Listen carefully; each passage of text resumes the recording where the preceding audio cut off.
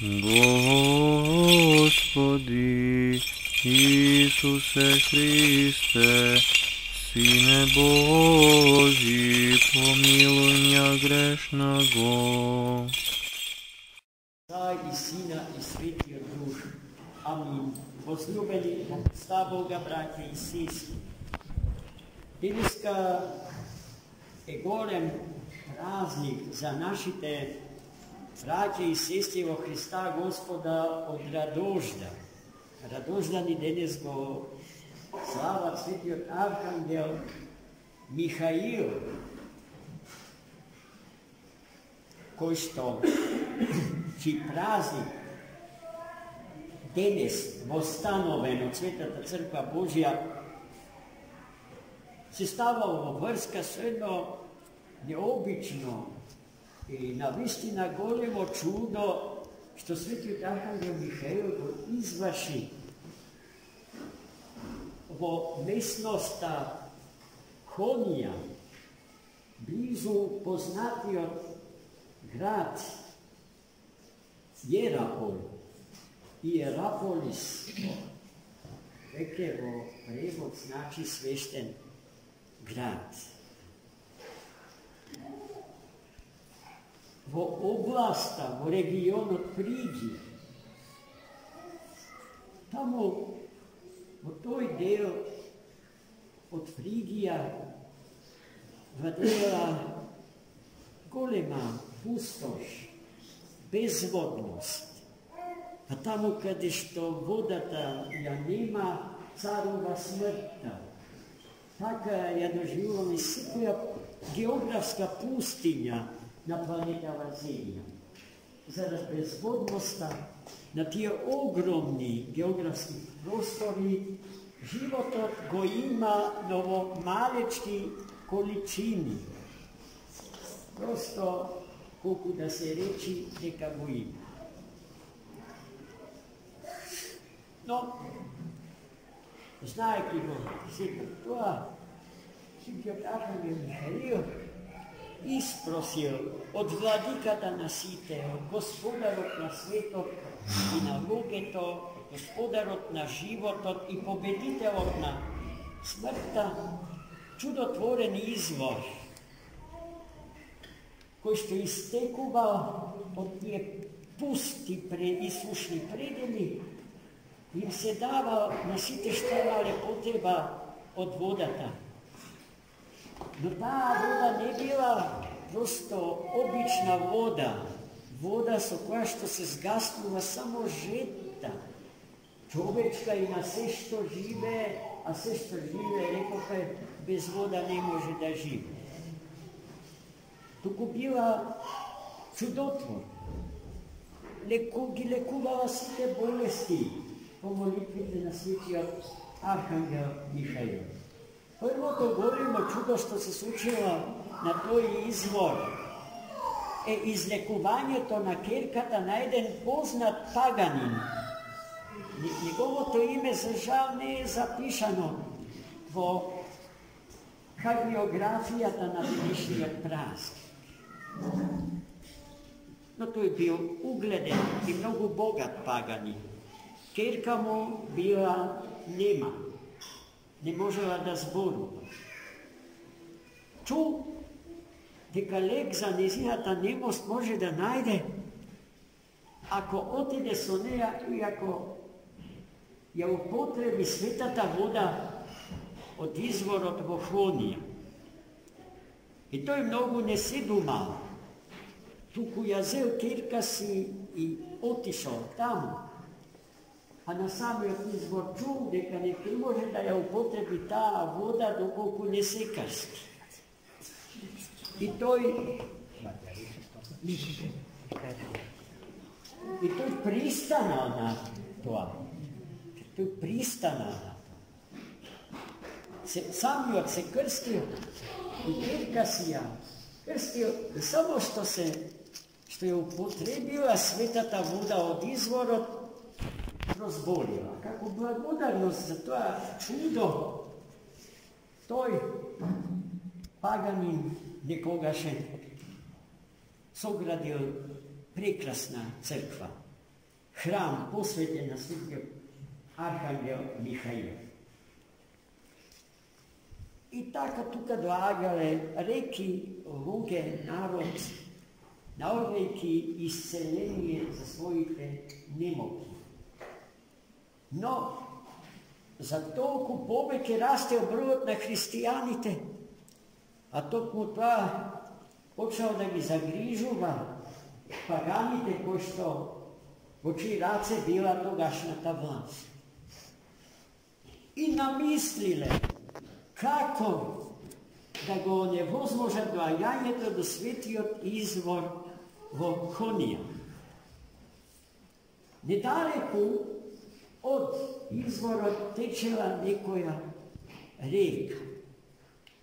И тие намислиле текот на реката да го променат и да го насочат кон изворот и црквата, за во водите на таа река да се поплави новосоградената црква и да се уништи чудотворниот извор, а со тоа да се спречи преоѓањето во христијанство. И така намислиле, и така постапиле. Во меѓувреме, покрај самата тој бајче, покрај самиот храм на светиот архангел Михаил живеел целосно Богу посветен еден млад човек по име Архип. Него го празнуваме денеска заедно со светиот архангел Михаил. Архип живеел и целиот свој живот го поминал крај чудотворните води на изворот и служејќи му на светиот храм посветен на светиот Авраам. Кога чу што намислиле паганите, тој застал на колена и горе што го молел светиот архангел Михаил да превземе нешто за да се спаси ем храмот, ем светиот извор, агијазмата. И кога стигнала водата од реката до самиот извор и светиот храм, се случило чудото пред кое што нема човек што не би застанал со отворена уста, збунет, шокиран од таквиот настан. Карпите што вертикално се издигале над изворот, се распукале, се отворил процеп, низ кој што водите од реката истекувале без да ја го допрат светиот храм и светиот извор. Просто-напросто се отворила бездна и во таа бездна се губела водата на реката. Сушност и буквалниот превод на грчкиот збор Конија значи понорница. Понор. Провали. Гледајте какви чудеса Господ творел тогаш и денеска твори, ако имаме очи да видиме и ако имаме верата на светиот Архип, да го побараме тоа без што не може. Денеска се слави уште еден голем светител на црквата.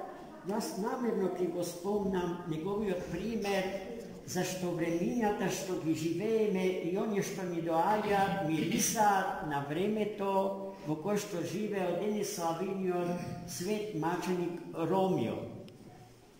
Светиот маченик Ромио живеел во времето на римскиот император Трајан. Римскиот император Трајан бил богоборен император и мрзител на Христа, Светата црква Христова и христијаните, и превзема најбрутални чекори да ги истреби христијаните од неговото царство. Еден таков злостоднички потез негов бил и пребројувањето на бројот на христијаните во неговата војска. Тој попис на војниците христијани дал фантастична цифра од 11.000 војници православни христијани. Императорот смислил начин како да ги ликвидира 11.000 војници.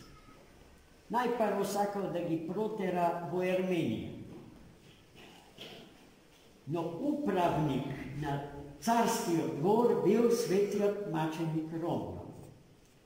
Човек угледен, со висок чин и висока позиција во тогашното општество, но христијанин по својата религиозна определба. И тој го искарал императорот Тројан дека тоа што го прави е чисто безумство и го замолил да се откаже од тоа злосторство. Но императорот не само што не се откажа, туку својот метод за чистење на армијата од христијански елементи, оваа терминологија се надевам дека ви е позната, ја подигнал на уште повисоко, односно уште пострашно ниво. Заповедал 10.000 од 11.000 официри и војници да бидат распнати како Христос и на тој начин убиени. А уште 1.000 војници ги убил, ги ликвидирал на уште пострашен и побезочен начин. Гледајте, значи од императорот Трајан до денеска има 1700 години. Каде е Трајан император? Каде е неговото царство? Каде е неговата власт? Каде е неговата сила? А денеска се собравме да го славиме мажественото и херојското дело на светиот маченик Ромио. Тој се уште живее. Живее во нас, во нашите срца. Во Светата Црква Божија и по неговите свети молитви, што ги принесува таму каде што смрт не постои, таму каде што се живее животот вечен, од Господа прииман, како што се примаше здравието и силата од чудотворните води на изворот во Хонија. Гледајте, браќа и сестри, и денеска, како и вчера, и утре, како и денеска, ќе не става пред таков страшен избор. Немојте да се доумите што да изберете. Тоа што не умира, вечниот и несмртен живот што од Христа Господа ни доаѓа. Верата наша православна ќе ги надживее сите отровни идеологии, сите световни царства, кои што своето постоење го темелат врз својот атеизам и безбожие. Но ние, браќа и сестри, не се радуваме на таквото нивно исчезнување. Ние, православните христијани, треба да се молиме и за нивно спасение. Во Царството Небесно да влезат и тие, тешките злосторници, од типот на императорот Трајан. Такви тоталитарни умови ги имало во минатото, ги има и денес. И јасно е дека ќе ги има и утре. I nemojte da mislite дека тие се некаде далеко од вас. Тие се покрај вас. Тие само ја чекаат својата шанса, своите 5 минути, за да бидат тоа и денеска, како што тоа беше Трајан во минатото. Тие малечки фирери, тие малечки, но крвожедни, расчовечени луѓе, се тоа во нивните семејства, во нивните бракови, во нивните села, во нивните градови, во нивните чарши, во нивните улици. И не е тешко да ги препознаете. Живеат за да си ја добијат својата историска шанса, да го сотрат братот свој, да го сотрат градот свој, да го сотрат народот свој, да ја сотрат државата своја, откако Бога во срцето своје ќе го убија. И откако љубовта ќе ја первертираат во незината спротивност. А која е спротивноста на љубовта? Омразата, браќа и сестри. Тоа не е тешко да се позна. Господ не дарил со чудесниот дар на разликување на духовните, со чудесниот дар на разликување на личностите, со чудесниот дар на разликување на доброто и злото. И немојте да го поставувате тоа прашање, а како ќе ги познаем? Но при тоа испитување или истражување на духовната средина во која што живееме, треба да почнеме од себе си. Зашто не е неможно и себе самите да се откриеме како потенцијални Трајани. И тогаш ќе треба на колена да го молиме Христа Господа, да не вразуми, да не преобрази, да не претвори во нови улоги, во нови мешини, во кој што ќе се тури, истори новото вино на вечниот и несмртен живот, на Христа воскреснатиот и нему со воскреснатиот, нов живот на човекот и на светот. Амин. За многу години честит празник.